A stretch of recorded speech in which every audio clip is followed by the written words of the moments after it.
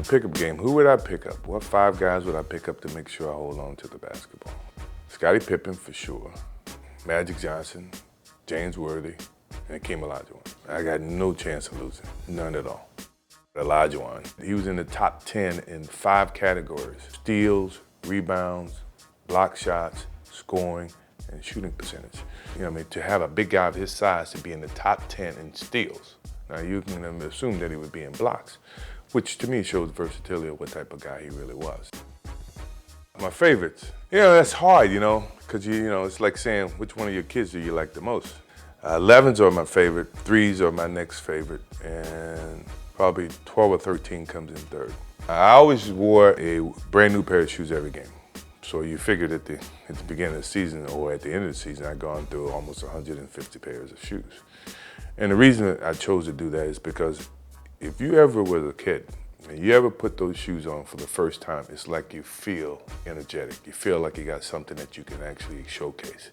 Well, I wanted that feeling every game. My most memorable dunk that I think about very, very often is the Patrick Ewing dunk. And that's only because Patrick and I are such great friends. And Oakley was a part of that whole process because he thought he could defend. And it was one that we got into a screen and roll, and then I spent back, and Patrick I told him, Georgetown guys don't block shots, all they do is take charges. And I dunked it so hard on him, it was unbelievable. And every time I see him, that's the first thing I remind him of. And a couple other ones would probably be Mutombo with the finger swing. He knew it was coming. He did it to everybody. He did it in everybody's building. I think me and Scottie got him back to back. Scottie got him first, and then I got him. And he couldn't answer. He couldn't say anything. But he's blocked so many shots. So, I mean, if you're a shot blocker, that doesn't bother you. Just wait for the next opportunity, which I'm pretty sure he got me back at some point in time. But to be able to do that to him, that was gratifying.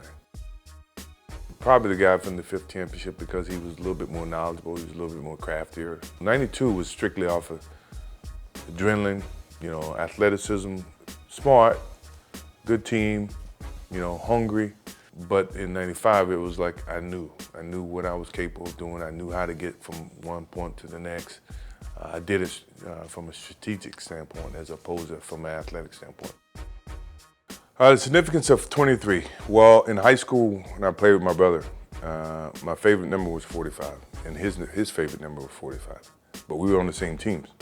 So he had seniority, he had the option to wear 45, so I just figured 23 was half of 45, 22 and a half. So I grabbed 23, and 23 has kind of stuck with me the whole time. I went back to 45. Obviously, I was just coming back from retirement.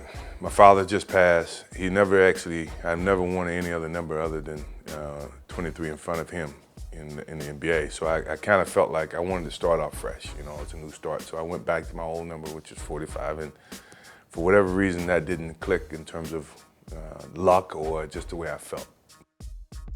The number 12 jersey happened in Orlando. I was going out for my normal pregame activity, and then when I get to my locker to put on my uniform has been stolen. So everyone was trying to go into the stands to try to find my jersey, replica jersey that everybody was wearing coming to the games. None of them fit, obviously. So I ended up wearing number 12 for that one particular game. Actually, I played pretty good that game, if I remember correctly.